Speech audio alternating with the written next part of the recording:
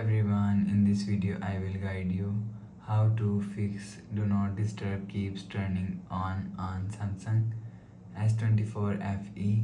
Let's start the video. First of all, go to App Library, click on Settings app. Now in Setting, click on Notifications and click on Do Not Disturb.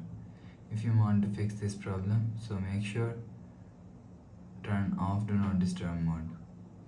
After turn off Do Not Disturb mode, you will see your problem is solved.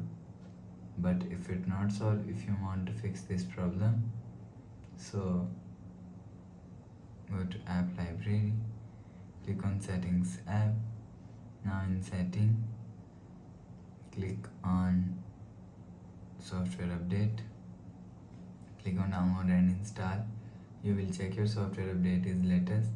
If it not latest, update your software latest. After update software latest, go back to home screen. You will see your problem is solved. But if it's still not solved, again click on Settings app. Now in Setting, scroll down and click on General Management and click on Reset.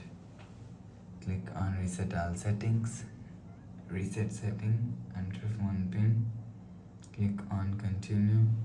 Again tap on this restart icon.